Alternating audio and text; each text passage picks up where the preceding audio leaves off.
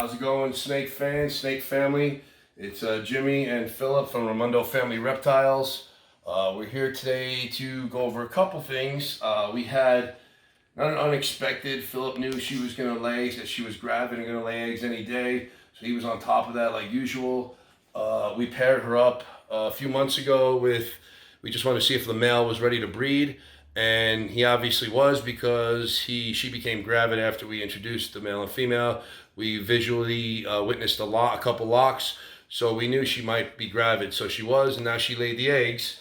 And our job right now is to get these eggs out of here and get them in an incubator and box to hatch. So she's a normal, and she was paired up with, we don't want to bother right now. She was a normal. She was paired up with a super orange dream, super enchy, leopard, pinstripe, possibly yellow belly, most likely yellow belly male. So first thing we got to do is the egg. Remember, the egg removal happens once you have your egg box set up. But so we'll go here, our egg box setup. I like to use these Sterlite round boxes, because the clutch, when it's laid in a pile, it's laid in like a mountain type pile. So if you can't get the eggs apart, they fit well in here if you need them to. These don't make for the most economic amount, the most economical way to put them in an incubator, because they're a little wide. So if you do the shoe boxes, the Sterlite shoe boxes, they'll stack a little better and you can fit more eggs in the incubator. But if your incubator is big enough, which I make my own incubators, that'll be for another video, you can use these fine, and the eggs, I feel they incubate even better, because these have a seal. These are Sterlite Ultra Seal lids. They actually have this little seal which seals in all the moisture, humidity, and the only air exchange that is made for is that you allow. Either you drill holes and tape them up as you need them, or you just drill a couple holes in the sides, or however you think your humidity holds up in your area of the country. So this is a pre-made one we made beforehand, and I'm going to make one live right now. So you can see this is the diffuser. This is like the grating that you find in the 2x4 drop ceilings. You can get this in Home Depot, and then you cut it to your needs, to your specific needs of each egg box you're going to make. Perlite is the stuff on the bottom that we get from Home Depot in these big bags. We incubate a lot of clutches every year, so we have to buy the bags as big as we can. So like I said, so to start, I'll give you the exact measurements. This is a Sterlite 8.1 quart container. You got to drill some holes. So you take your whatever Milwaukee Makita drill gun, and you drill about, I would say, 3/16 inch hole, no more than 1/4 inch in the sides. You can put one on each side, okay? And you could put a couple in the top. It depends on what you're doing, what type of eggs you're incubating. But you can see I put plastic on these, plastic tape, and I'm only have one hole on the top. This one that I have ready to go, I have no holes on the top, because this is the one that I'm going to put the eggs in. So I only have a couple holes on the sides, 4 holes on the sides instead. I like the side holes better, because when you start stacking the boxes, the top box doesn't cover your air holes on top. So, okay, so we remove the top. We have our perlite. So real quick, you put 6 cups of perlite. This is a 4-cup. Perlite's very dusty. So you do it. This is 4 cups here. Okay, top it off. Pour it in. That's 4. Okay, so I'm doing this live so you guys can see what it takes to just get your eggs set up. Okay, a little more. Okay, it's 2 cups. So that's 6 cups, 4 and 2, right? Now, next thing you need to add is your water. So give me a bottle of water. So we got this down to a science where, you can use purified drinking water, okay? Oh, let me just step back for a second. You always wash out your container with Rescue or F10. So let me get that. Here's your F10, here's your Rescue. You can find these both on Amazon. The Rescue is about $60 for a concentrated gallon. Sometimes you can get it on sale a little cheaper. And the F10 I think is about $20-something if I don't remember correctly, but it might be around there. So you wash out your container, sterilize it so you don't have germs in there and viruses from old.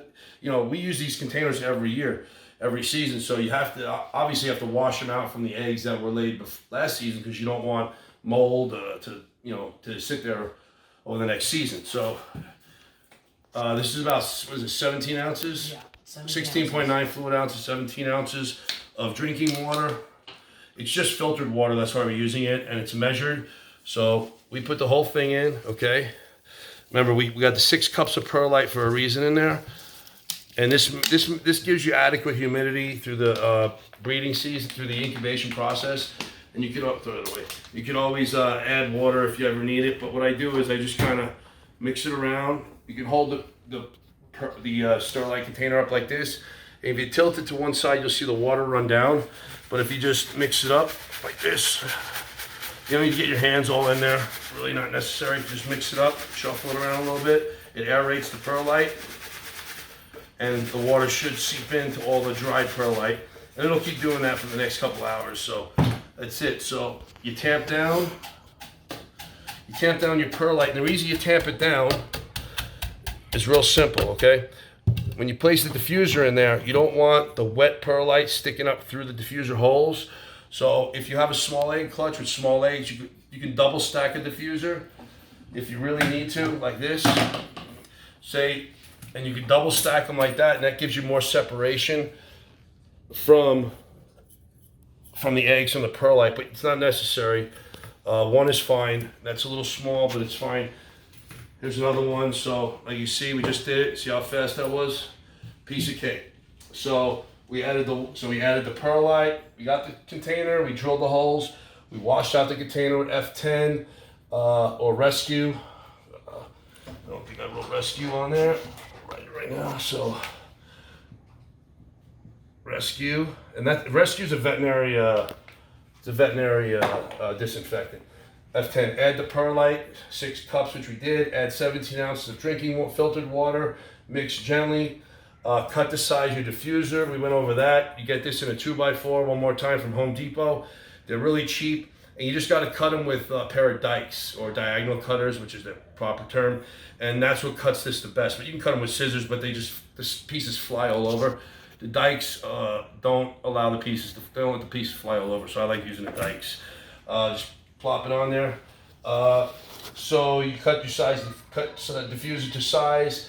Now we just got to add the eggs directly on there. So we got to move on to the next phase, which is egg removal. So first thing we got to do, gently remove and uncoil the snake from the clutch. Now, the mom is going to be she's going to be on guard. She wants to guard and protect her clutch. So she's going to be trying to get you, trying to nip at you if you present your hand in front of her face. So what we like to do is we're going to try and go from the back, from behind, and try and get her tail out of the clutch first. So you can see when we pulled her out before, she was looking at us. So we'll just put her out like this. Okay, if you got a snake hook, that's a good thing. You don't want to hit the snake hook. You don't want to hit the eggs with the snake hook, but you want to go behind her. So I'm going to have to get her. So a lot of times what I do is I'll just move this around so I get her at the back of her, right? So you want to stay with your heat. She can't sense the heat. So as soon as I can get her here, see, she's gonna panic a little, just a little, So I might get bit, I might not. We'll see. Okay. So, but we've had her see how the tail gets caught. So you have to get the tail out like this. So she's good. So what we do with the mom is really important. The next step, we're gonna put her in a box. Phil, grab that box at the end. We're gonna put her in a container by herself. But once we're done getting the eggs out of the container and into the incubation setup, we have to wash the mom. So I'll show you that last. Cover that. Okay, lock her in there. Put it to the side for now. So here we have our clutch of eggs. It's a nice clutch. You can pick them up. It's not going to harm them. They're kind of soft right now, but these look pretty well stuck together. A lot of people like to peel them apart. I'm not a big fan of peeling them apart. I've had just as much success incubating the clutch as it's laid as if I break them apart and mark the tops and, flashlight the veins. So normally once you touch the mom, you have to sterilize your hands, which I didn't do. So that's what we're gonna do. So get me some hand sterilizer. It's okay. It's really not going to damage the eggs, but just you want to be clean for several reasons. The eggs, ball python eggs, are pretty hardy, so they can actually take a lot of punishment, or if you foul up, they can recover pretty quickly. They're hardy eggs. Let's put it that way. They're not like beaded lizard eggs or something that takes 6 months to hatch. So let me dry that real quick. Dry my hands. Okay, so we got the eggs. So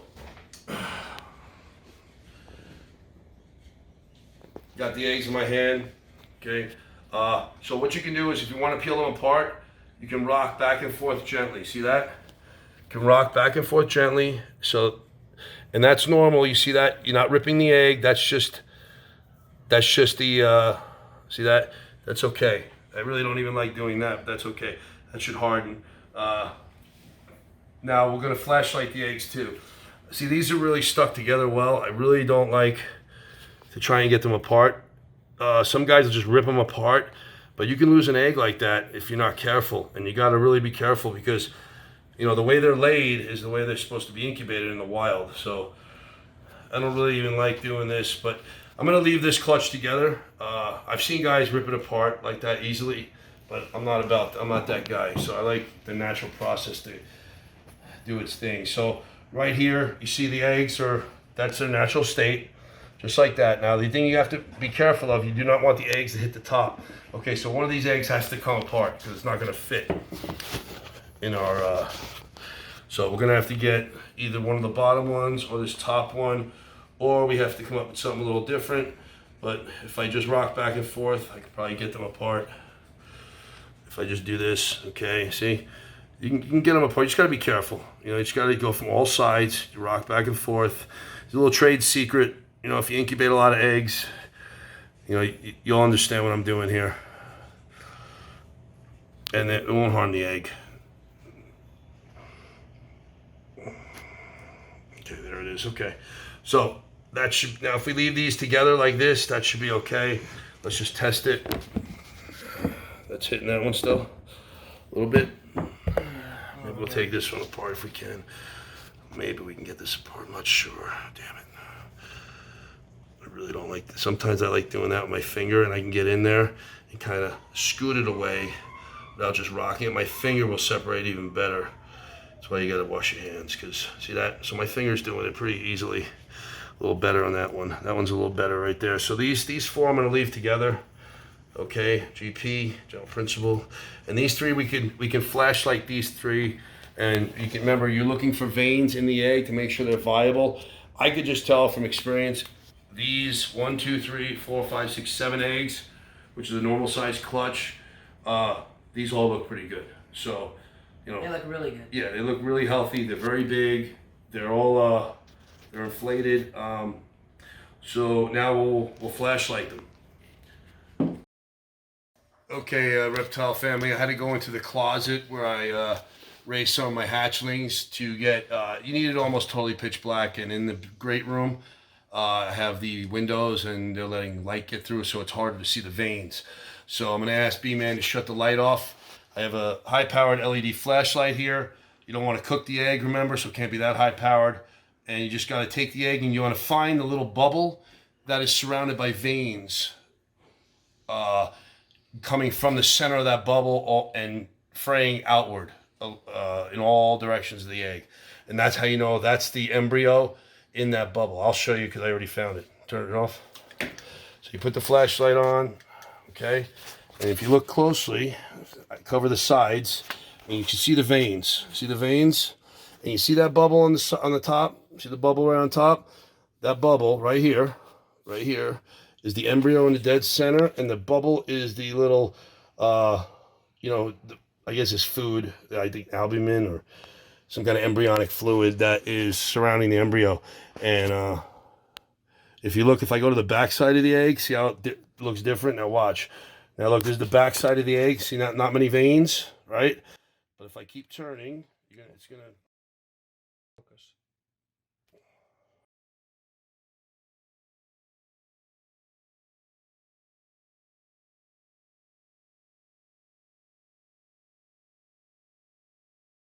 So here's the embryo. Like I said before, there's the embryo in the center. You see the veins, how they're spiraling out from the center. If I turn this around and turn this on its side, you'll see the embryo looks totally, there's no embryo. So you can tell that's not an embryo, that's just a little air bubble. And you can see there's no veins. See, there's no veins on the bottom of the egg. But if I keep going, remember, these are freshly laid last night. See, then now you can see the embryo clearly, this circle, and the embryo in the center with the veins coming outward. Let's do one more just to, and that, remember, you always keep the embryo up when you're incubating. Let's find this one. So I don't see anything there, so I just got to keep turning the egg, turning the egg, turning the egg. Okay. Now I'm starting to see, okay, here we go. See the embryo coming into focus right there? Bingo. There's the embryo right here with the veins proliferating outwards. And this is where the egg was stuck. So this was obviously on the bottom, that embryo was on the bottom. And it probably would have hatched fine, but some people just like, you know, they'll put a little Sharpie mark over the embryo top, and that's where you know that's the top of your egg, and you want that always to face upward in your egg box. Okay, so I won't do the other one. Just there's two of them for demonstration purposes. Let's turn the light on. Let's put the eggs. Philip, let me get a little flat. Let me get a marker. So here's a Sharpie. Just do this on the top, so you know it's the top of the egg. Okay. Turn the light on again, please. So here's the top of this other egg. So you gotta be careful you don't drop the eggs either. Okay. So you see top of the embryo. I draw a line over it. Just put the light on. Okay. One more. Remember, you don't want to use a Sharpie. So this is the other one I took apart, right? So let's find the embryo. We're gonna turn.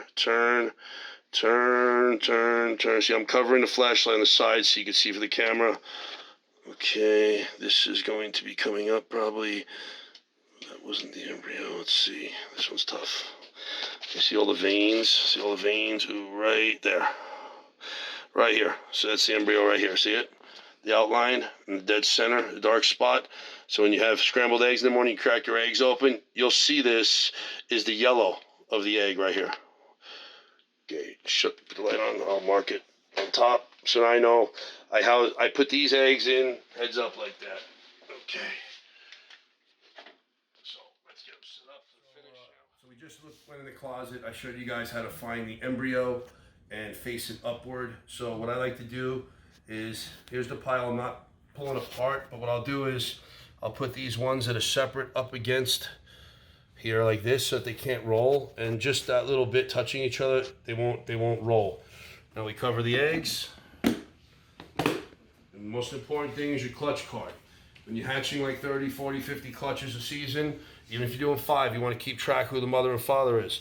So we got the male and what his genetics were. This is how we remember what snake is where by the numbers.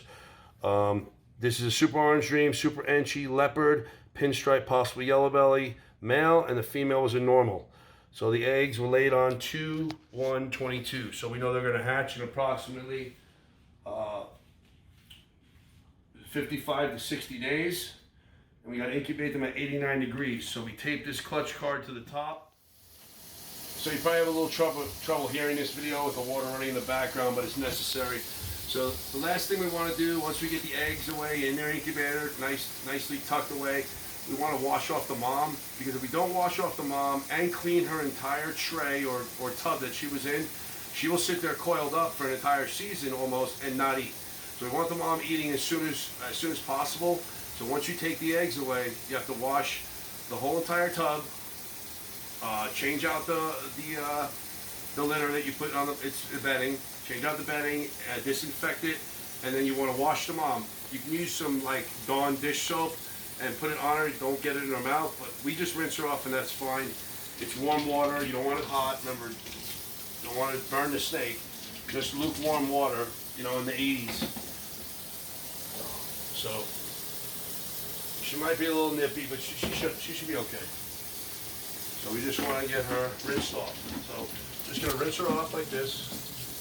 She's gonna struggle. So I'm gonna just put her in here now. So, and we're gonna do this. This is why I like this faucet that I put on. And this, just to let you guys know, this is called a big tub. So you have slop sinks that are normal. This is the biggest slop sink you can buy on Home Depot website, and it's really not that expensive. It really does the job. You can fit your entire bin, your entire tub in here from your racks, ARS racks. But you just want to get her entire body rinsed off so she doesn't have the smell of the eggs on her or the smell of the eggs in the tub. I don't have to show you guys how to rinse off a tub. You know, I'm sure you guys could clean out your own tubs. But there you go. So once you do that, she should be rinsed off. And once we clean out the tub, we can put her back. So that's about it.